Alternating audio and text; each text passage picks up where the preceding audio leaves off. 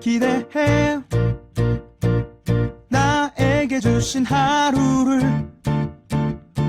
때론 피곤하고 일어나기 싫고 널 깨우는 알람 소리에 짜증도 나겠지만 안녕하세요. 오늘도 부른 말씀 권순민 목사입니다. 쉬지 않고 나를 지키셨네. 오늘을 나에게 주셨네. 새 말씀 안에 주가 주신 사랑과 은혜와 능력. 오늘 우리가 은혜 받을 하나님 말씀은 사무엘하 2장 12절에서 16절까지 말씀입니다. 넬의 아들 아브넬과 사울의 아들 이스보셋의 신복들은 마하나임에서 나와 기브온에 이르르고 수리아의 아들 요압과 다윗의 신복들도 나와 기브온 목가에서 그들을 만나 함께 앉으니 이는 못 이쪽이요 그는 못 저쪽이라. 아브넬이 요압에게 이르되 원하건대 청년들에게 일어나서 우리 앞에서 겨루게 하자. 요압이 이르되 일어나게 하자 하매 그들이 일어나 그 수대로 나아가니 베냐민과 사울의 아들 이스보셋의 편에 12명이요 다윗의 신복 중에 12명이라. 각기 상대방의 머리를 잡고 칼로 상대방의 옆구리를 찌르매 일제히 쓰러진지라.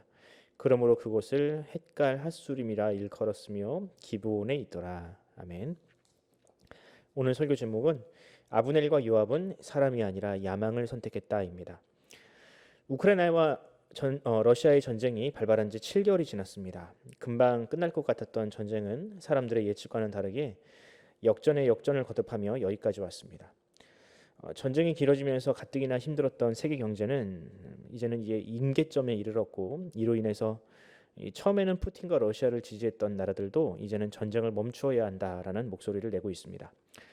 경제도 경제지만 이번 전쟁으로 인해서 우크라이나와 러시아의 많은 젊은이들이 생명을 잃었다는 것이 가장 큰 비극일 것입니다. 모든 전쟁이 그러하듯 지도자의 야망과 욕심으로 인해서 피를 흘리고 싸우는 것은 다름 아닌 이름 없는 청년들입니다. 바라기는 하루라도 빨리 이 전쟁이 종식되어서 러시아와 우크라이나의 청년들이 더 이상 누군가의 욕심으로 인해서 희생되지 않기를 바랄 뿐입니다. 성경에도 이렇게 누군가의 욕심으로 인해서 촉발된 전쟁으로 인해서 죽어간 수많은 사람들이 나오는데요. 오늘 본문을 통해서 과연 무엇이 우리 젊은이들을 죽음으로 내몰고 있으며 더 이상 이런 비극을 보지 않으려면 우리가 지향해야 할 가치는 무엇인지 함께 고민하는 시간을 가져보도록 하겠습니다. 사울이 죽은 이후에 다윗은 자연스럽게 유다 지파의 왕이 되었습니다. 당시 이스라엘 땅에서는 모든 사람이 다 하나님께서 사울 다음으로 다윗 왕으로 다윗을 왕으로 세우셨다는 것을 모르는 사람이 없었습니다.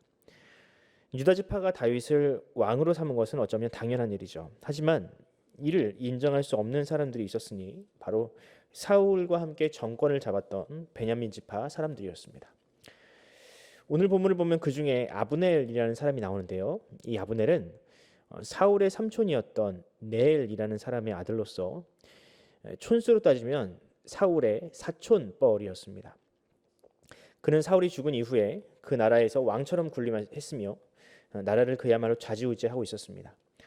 물론 이스보셋이라는 이 다윗의 그 사울의 손자가 있었지만 이스보셋은 그야말로 바지사장에 불과했고요. 실제 모든 권력은 다 아브넬에게 있었습니다. 이런 아브넬에게 가장 큰 위협이 누구였느냐? 바로 이 독립한 유다 지파와 또 다윗이었기 때문에 아브넬은 호시탐탐 다윗을 죽일 계획을 세우고 있었습니다. 다윗에게는 이런 아브넬과 맞설 수 있는 한 장수가 있었으니 그의 이름은 요압이었습니다. 아마 여러분이 구약을 읽으면서 이 요압이라는 사람의 이름을 참 많이 들어봤을 텐데요. 요압은 다윗의 오른팔과 같은 사람으로서 일종의 국방부 장관 혹은 비서실장과 같은 역할을 했습니다. 그는 때때로 다윗에게 쓴소리를 할 정도로 매우 다윗과 가까운 사이였는데요. 그 이유는 이 요압이라는 사람이 다윗과 혈연기관이었기 때문입니다. 요압의 어머니는 수르야인데요. 이 수르야는 다윗의 배다른 누이였습니다. 즉 요압은 다윗의 조카뻘이었고요. 다윗은 이 요압의 외삼촌이었던 것이죠. 이 정도로 가까운 관계이니까 다윗의 곁에서 그렇게 오랫동안 권력을 유지할 수 있었던 겁니다.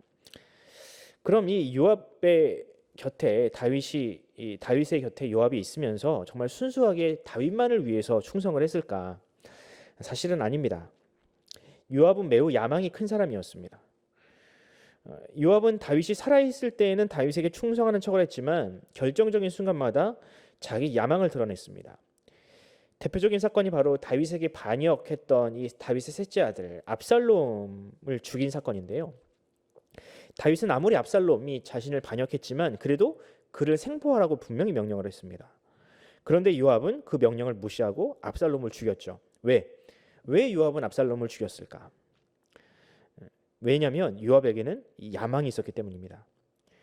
다윗의 아들들이 그렇게 다 죽으면 언젠가 자기에게도 그 왕의 순서가 돌아올 수 있을 거라는 그런 욕심이 그에게 생겼던 것이죠. 결국 어떻게 됐습니까? 요압은 다윗이 죽고 쿠데타를 일으켜 왕이 되려 했지만 결국 그러다가 솔로몬에게 딱 걸려서 비참한 죽음을 맞이하게 되었습니다.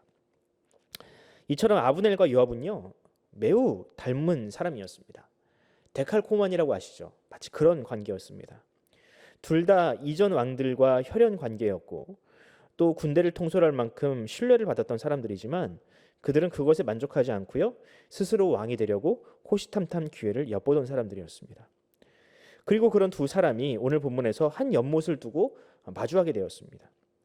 그리고 이제 일종의 국지전을 일으키는데 이 전쟁으로 도합 24명의 청년들만 목숨을 잃었습니다. 아브넬과 요압은요 자기들은 전쟁에 나서지도 않았고요 나이 어린 청년들 앞세워서 전초전을 하자고 했습니다. 왜 그랬을까요? 이게 만약에 전면전의 형태가 되면 자기의 목숨도 굉장히 위험한 상황에 처할 수 있으니 큰 싸움은 피하고 싶었던 것입니다. 그렇게 애꿎은 청년들만 죽어나간 거죠. 물론 여러분 전쟁에 참여한 전사는요 군인은요 이미 목숨을 내놓을 각오를 하고 있습니다. 지휘관의 명이라면 어떤 상황에서도 명령을 따르는 게 맞습니다. 하지만 지휘관은 저 뒤에서 그냥 말만 하고 있고 계급이 낮은 병사들만 앞세워서 마치 장기말을 놀이하듯이 그렇게 희생시키는 전쟁이 어찌 명예로운 죽음이며 명예로운 전쟁이라 할 수 있겠습니까?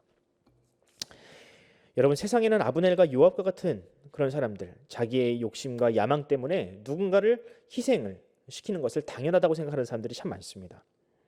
그들은 자기에게 권력이 있다는 이유로 혹은 돈이나 나이가 많다는 이유로 다른 사람을 쉽게 이용하려 합니다. 그럼 하나님도 과연 그러실까요? 하나님도 어떤 대의를 위해서는 몇 사람의 희생쯤은 당연하다고 생각을 하실까요? 아닙니다. 우리 하나님은요 우리를 대신하여 희생하고 수고하시는 분입니다. 심지어는 우리가 감당해야 될 이 죄의 짐, 사망의 형벌마저도 대신 감당하시는 분입니다. 우리 예수님께서 이 땅에 오셔서 아브넬이나 요압처럼 제자들을 사지에 내모시고 자기만 쏙 빠져나오셨나요? 아니요. 예수님은 우리를 위해서 기꺼이 채찍을 맞으시고 십자가 죽음을 감당하셨습니다. 가장 높은 곳에 계셨던 분이 가장 낮은 곳에 오셔서 가장 처참한 죽음을 당하셨습니다. 예수님은 누구보다 존귀한 분이었지만 이 땅에 있는 그 어떤 스승이나 지도자도 가지 않은 길을 갔습니다. 이런 예수님을 믿는 자들은 과연 어떤 삶을 살까요? 야망을 위해서 사는 사람을 위해서도 그렇게 자기 목숨을 내놓는데 우리를 위해서 목숨을 버리신 그분을 위하여 우리가 어찌 잠잠할 수 있겠습니까? 그렇게 이기적이었던 야망이 넘쳤던 예수님의 제자들도요. 예수님의 그런 희생과 사랑에 감사해서 자신의 생명을, 자신의 인생을 아낌없이 바치지 않았습니까? 그러므로 예수를 진정으로 사랑하는 자, 또 혹은 그 사랑을 받은 사람은 그와 같이 자신의 생명과 인생을 주님께 드릴 수 있습니다. 바라기는 우리도 우리를 위해서 자신의 생명을 버리신 예수님을 알기를 바랍니다. 그리고 그분이 가신 그 길을 가기 원합니다. 그러면 결단코 우리 주님은 우리를 외면치 않으실 것입니다. 다니엘의 세 친구가 불구덩이에 들어갔을 때 주님께서 그들을 지켜주셨던 것처럼 어떤 상황에서도 우리를 반드시 주님은 지키실 줄로 믿습니다. 오늘 하루 그 믿음을 가지고 살아가시는 저와 여러분이 되기를 간절히 소원합니다. 기도하겠습니다. 하나님 아버지의 은혜와 사랑을 감사합니다. 주님은 우리를 사랑하심으로 이 땅에 오시고 가장 낮은 자의 모습으로 정말 천하디 천한 그 자리에 오셔서 십자가 죽음을 기꺼이 감당하셨습니다. 하지만 주님, 우리는 때때로 나의 욕심 때문에, 나의 생각, 나의 야망 때문에 주님이 가신 그 길을 외면할 때가 많습니다. 주님, 우리가 진정 예수님을 믿고 또 안다면 주님께서 가셨던 그 길을 정말 10분의 1이라도 담기를 원합니다. 그리하여서 우리를 통하여 이 세상 사람들이 다 같지가 않고 정말 예수님이 있는 사람들은 다르구나.